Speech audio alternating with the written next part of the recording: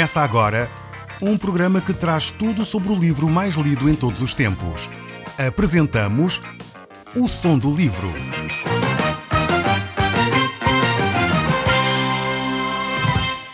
Seja muito bem-vindo. Neste podcast vai encontrar o livro mais conhecido e lido em todo o mundo. Vamos levá-lo numa viagem pela história da humanidade. Este é um audiolivro para si, para a sua família e sociedade em geral. Contextualização e comentários de Paulo Chaveiro. Nós temos estado a olhar para este livro que é a Bíblia e estamos a olhar também para um dos seus livros, porque a Bíblia é constituída por vários outros livros. Ela é dividida em duas grandes secções, o Velho Testamento e o Novo Testamento. E nós estamos a olhar para o primeiro livro do Novo Testamento, o Evangelho de São Mateus. E já vamos no capítulo 27. E estamos a olhar para os últimos momentos da vida de Jesus, antes de ele ir à cruz. Os inimigos de Jesus tentaram, por todos os meios, encontrar alguma falha, alguma condenação para poderem crucificar Jesus. Usaram todos os meios baixos, mentirosos, falsas testemunhas, para poderem encontrar uma forma de o condenar. O Sinédrio, que era o grupo de religiosos daquela época, levou Jesus diante do governador romano, Pilatos, e lá Pilatos, que deveria agir de uma forma justa, sem saber o que fazer, apresentou uma tentativa de solução, ou libertar Barrabás, ou libertar Jesus. Barrabás era um criminoso muito conhecido naquela época e sem ele tentar saber como deveria agir, o povo pede então a crucificação de Jesus Cristo naquele momento. Então Jesus é crucificado, é sepultado e ressuscita ao terceiro dia. Isto é um pequeno resumo daquilo que acontece nestes momentos. O apóstolo Paulo resumiu isso na sua primeira carta aos Coríntios, no capítulo 15, do verso 1 a 4, dizendo: Irmãos, venho lembrar-vos o evangelho que vos anunciei, o qual recebeste e no qual ainda perseverais.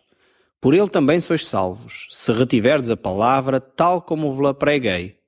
A menos que tenhais crido em vão.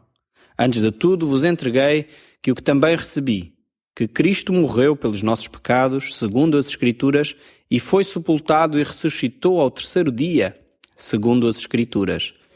Este, no fundo, é um resumo do Evangelho de Jesus Cristo. É aquilo que Jesus Cristo veio fazer. Esta era a grande missão de Jesus, morrer pelos nossos pecados. E o Evangelho de São Mateus relata e registra esta crucificação. Mas, como podemos ver pelo próprio Evangelho, Mateus não nos dá todos os detalhes da crucificação. E, num certo sentido, nenhum dos Evangelhos dá. Eles meramente falam a respeito da crucificação como um facto e a cruz, de um modo generalizado, é abordada aqui. Muitos pregadores e muitos ensinadores da Bíblia muitas vezes tentam descrever ao pormenor o que aconteceu na cruz. Tentam demonstrar como os escravos furaram os pés e as mãos de Jesus Cristo, como as chicotadas cortaram e rasgaram a pele de Jesus Cristo, mas isso não nos é relatado aqui na Bíblia, como certamente se tiver a sua Bíblia à mão poderá ver. Os apóstolos não chegaram a descrever muitos detalhes acerca então da crucificação. Eu creio que o Espírito Santo de Deus cobriu todos esses detalhes com um manto de 3 horas de trevas, que é o que a Bíblia nos diz. Cobriu exatamente de trevas a terra durante esse tempo. A crucificação ficou encoberta no Gólgota, no Monte da Caveira. O Espírito de Deus poderia ter dito aos apóstolos que escreveram os Evangelhos tudo acerca do sofrimento de Jesus. Mas não foi assim que Deus escolheu fazer. Eu creio também que a crucificação de Jesus Cristo e o seu sofrimento na cruz não foi essencialmente um sofrimento físico. Acima de tudo, eu creio que o sofrimento de Jesus foi um sofrimento espiritual. Jesus era aquele Cordeiro de Deus que tomou sobre si o pecado do mundo. E ao assumir esse papel do Cordeiro de Deus, o sofrimento de Jesus foi um sofrimento espiritual. Sabemos que muitas pessoas têm sido crucificadas, quer no mesmo tempo de Jesus, havia 2 ladrões a serem crucificados, quer muito tempo depois continuaram muitas pessoas a ser crucificadas. Infelizmente, às vezes as pessoas não percebendo o papel da crucificação de Jesus, ainda hoje em alguns países há pessoas que se crucificam para de alguma forma experimentarem o sofrimento de Jesus. E isto é algo que é bárbaro, não é isso que Deus pede de nós e tampouco nós alguma vez poderemos entender aquilo que Jesus Cristo passou na cruz. É por isso que eu creio que o Espírito Santo nos encobriu, a nós, seres humanos, essa perspectiva mais profunda da cruz. Eu creio também que o que aconteceu na cruz não foi só o sofrimento físico, que certamente foi atroz, mas acima de tudo foi o sofrimento espiritual, como já disse.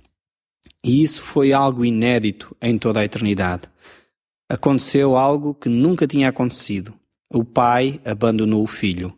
Por isso Jesus clama na cruz: Deus meu, por que me desamparastes? Este eu creio que é o verdadeiro sofrimento de Jesus Cristo na cruz.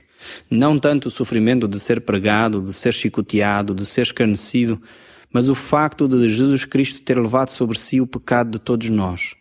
E o facto de ter sido separado do Pai, porque a Bíblia nos diz que maldito é aquele que é pendurado no madeiro.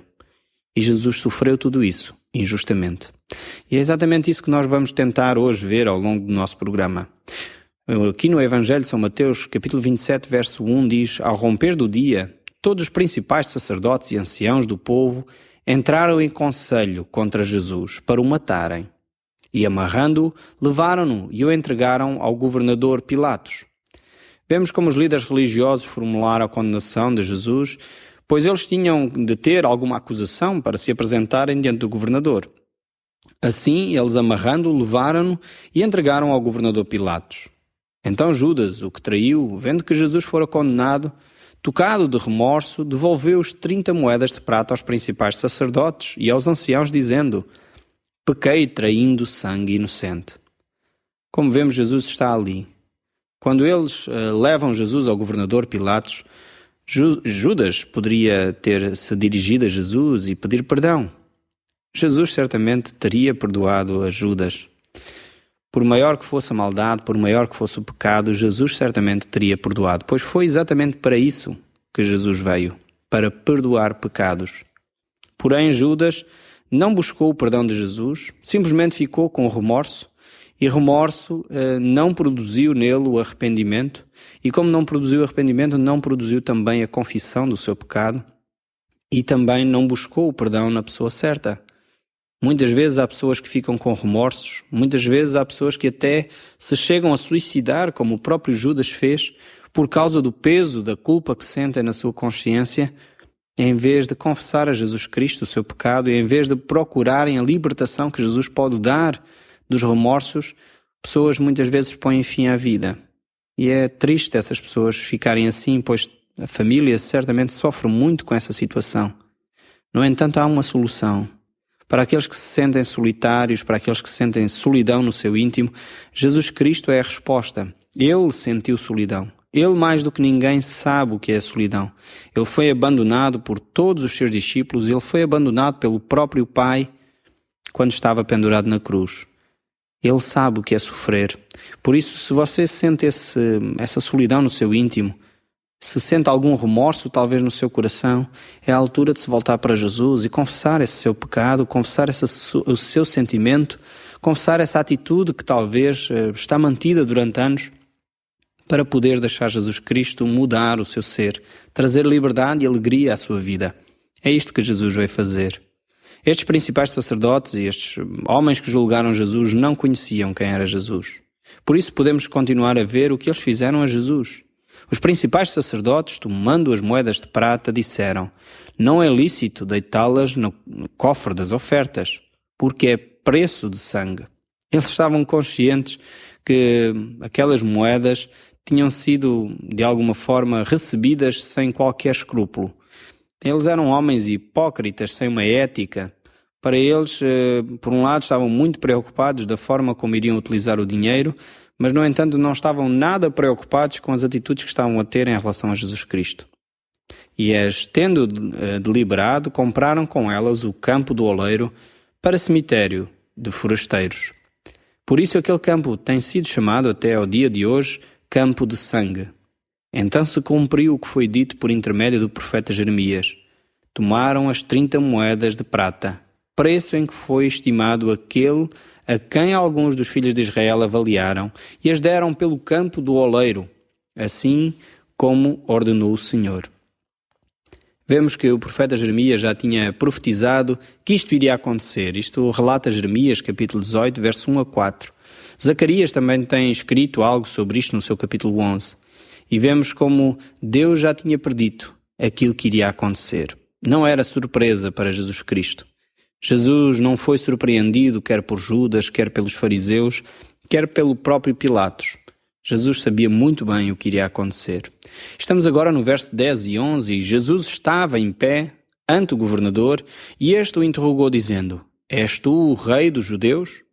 Respondeu-lhe Jesus: Eu sou. Jesus declara claramente diante deste governador que ele é o rei dos judeus. Ele diz claramente, sem qualquer dúvida, que ele é o rei dos judeus. Pilatos sabia que Jesus estava ali como uma vítima da inveja dos líderes religiosos. As acusações que apresentaram contra Jesus diante de Pilatos eram facilmente identificadas por Pilatos como sendo causa de inveja. Eles não têm nada a apresentar contra Jesus na realidade. Mas o governador continua e pergunta: És de facto tu o rei dos judeus? E Jesus diz: Eu sou. Jesus disse noutra ocasião que o Filho do Homem viria em glória. E isto para os líderes religiosos era uma blasfémia. Certamente foi isso que disseram a Pilatos, além de outras acusações forjadas e mentirosas, de falsos testemunhos que levantaram e palavras retiradas do contexto.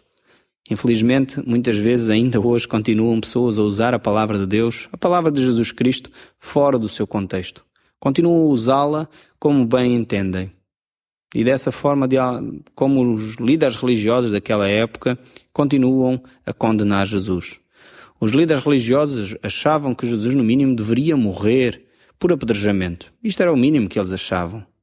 Mas os judeus não podiam fazer isso por conta própria. Eles teriam que consultar o governador romano. Era ele que tinha autoridade para condenar as pessoas naquela época. Então eles levaram Jesus a Pilatos para receberem essa sentença, no fundo, de morte. Pilatos pergunta a Jesus se ele é o rei dos judeus, e Jesus afirma dizendo: Sim, eu sou. Estamos agora no verso 12. E sendo acusado pelos principais sacerdotes e pelos anciãos, nada respondeu. É interessante ver que Jesus, por um lado, diante de Pilatos, confirma que ele é o rei dos judeus, mas diante dos religiosos da época, Jesus fica calado. Nada responde. Eles já sabiam a resposta. Por isso Jesus não tinha necessidade de responder a estes homens, a estes fariseus, a estes hipócritas, como muitas vezes Jesus lhes chamou. No verso 13 e 14 vemos: Então lhes perguntou Pilatos: Não ouves quantas acusações te fazem? Jesus continua calado. Como diz o texto bíblico, como a ovelha muda foi levado ao matadouro. O profeta Isaías tinha relatado isso no seu livro, e Jesus continua calado diante das acusações que lhe fazem. No verso 15 e 16 vemos: Ora, por ocasião das festas, costumava o governador soltar ao povo um dos presos, conforme eles quisessem. E naquela ocasião tinham eles um preso muito conhecido, chamado Barrabás. Vemos como aqui João relata com algum detalhe esta situação, em que Jesus está diante do governador, Jesus é levado pelos fariseus daquela época, e todo este processo de condenação, toda esta mentira que foi levantada contra Jesus, de alguma forma João relata isto. Para Pilatos, Jesus não tinha nenhuma culpa, era completamente inocente. Ele era um justo. Haviam outros sim que mereciam a morte, por resultado dos seus crimes. E Pilatos, de alguma forma, procura uma solução para o problema. Procura encontrar uma solução para libertar Jesus. No entanto, os líderes religiosos de Jerusalém, que não querem que Jesus seja solto, eles vão incitar o povo para que peçam a crucificação de Jesus. Pilatos sabia que os judeus eram célebres pelas suas revoltas, por procurarem instigar o povo contra os governadores romanos. E por isso ele não quer incitar mais uma revolta, ele não quer que as coisas se compliquem, e Pilatos sabia que não podia lançar uma sentença de morte sobre um homem como Jesus, pois ele era justo, sem que o povo de alguma forma estivesse concordante. Pilatos quer escapar a este problema de qualquer maneira, por isso ele procura uma solução, como eu já disse.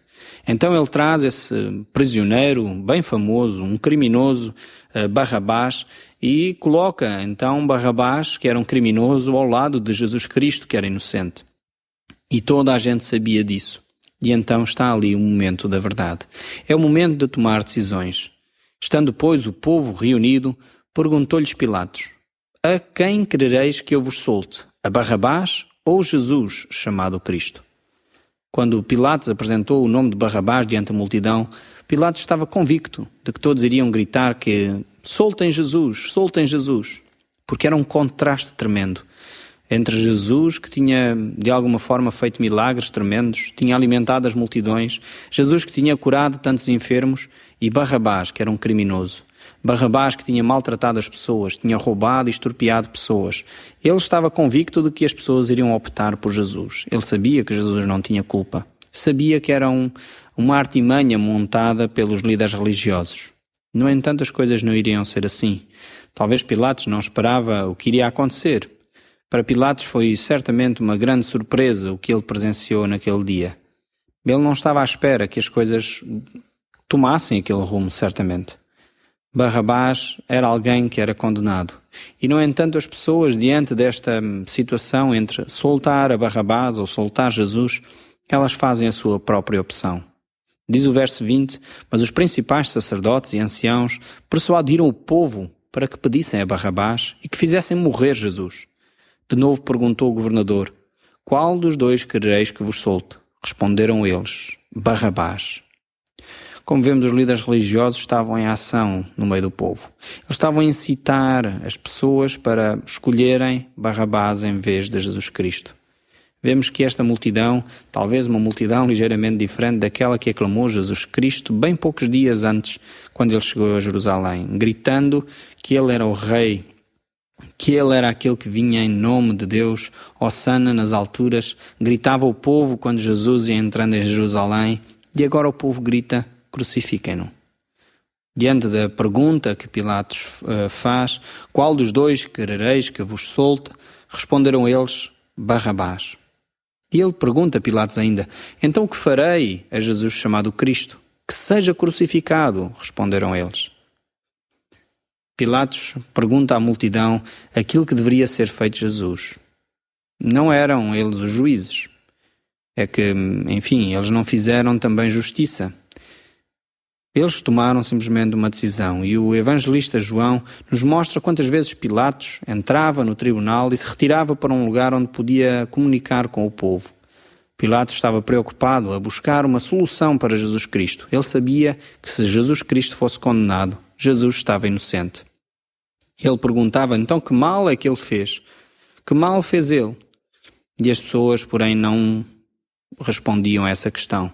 Porém, cada vez clamavam ainda mais: que seja crucificado. Vendo Pilatos que nada conseguia, antes pelo contrário aumentava o tumulto, mandando vir água, lavou as mãos perante o povo, dizendo: estou inocente do sangue deste justo. Fique o caso convosco. Pilatos tenta, de alguma forma, sair deste assunto. Tenta colocar-se à margem deste assunto de crucificar ou não Jesus Cristo. A decisão tinha que ser tomada, ele queria evitar eventualmente uma revolução dos judeus em Jerusalém, mas ao mesmo tempo ele sabia que estaria a condenar uma pessoa inocente. E isso Pilatos não poderia evitar. E o povo todo respondeu: caia sobre nós o seu sangue e sobre os nossos filhos. E infelizmente esta afirmação que o povo faz foi bem verdade. Como é conhecido pela história, no ano 70 depois de Jesus Cristo, toda a cidade de Jerusalém foi destruída. E um facto que o sangue deste inocente foi de facto caindo sobre estas gerações. Então Pilatos lhe soltou Barrabás e, após o haver açoitado a Jesus, entregou-o para ser crucificado. Logo a seguir, os soldados do governador, levando Jesus para o pretório, reuniram em torno dele toda a corte. Despojando das vestes, cobriram-no com um manto escarlate. Vemos aqui que os soldados começam a zombar e a ridicularizar Jesus Cristo. Eles sabiam que Jesus era inocente. No entanto, continuam a torcer e a gozar e a zombar de Jesus Cristo. Tecendo uma coroa, diz o verso 29, uma coroa de espinhos, puseram-na na cabeça e na mão direita um caniço. E ajoelhando-se diante dele, escarneciam dizendo: Salve o Rei dos Judeus! E cuspindo nele, tomaram o caniço e davam-lhe na cabeça com ele. Depois de o terem escarnecido, despiram-lhe o manto e o vestiram com as suas próprias vestes. Em seguida, o levaram para ser crucificado. Ao sair, encontraram um sireneu chamado Simão, a quem obrigaram a carregar a cruz. E chegando a um lugar chamado Gólgota, que significa o lugar da caveira, deram-lhe de beber vinho com fel. Mas ele, provando, não quis beber. Depois de o crucificarem, repartiram entre si as suas vestes, tirando à sorte. Vemos como todos os pormenores das Escrituras se cumprem na pessoa de Jesus Cristo. Os guardas que estavam ali sentados, por cima da cabeça puseram escrita a acusação de Jesus Cristo. Este é o Rei dos Judeus. E foram crucificados com ele 2 ladrões, um à sua direita, outro à sua esquerda. Os que iam passando blasfemavam dele, meneavam a cabeça e diziam: Ó tu que destróis o santuário em 3 dias e o reedificas, salva-te a ti mesmo, se és o Filho de Deus, e desce da cruz. Eu creio que estas foram talvez muitas das palavras que ofenderam claramente Jesus Cristo. Estavam mais uma vez pondo em causa se ele era verdadeiramente ou não o Filho de Deus. A mesma tentação que Satanás fez a Jesus no deserto, se é que está lembrado desse pormenor. De igual modo, os principais sacerdotes, os escribas e anciãos escarneciam dizendo: salvou os outros e a si mesmo não se pode salvar. Deixa da cruz e creremos nele. Confiou em Deus, pois venha livrá-lo agora, se de facto lhe quer bem. Porque diz: sou filho de Deus.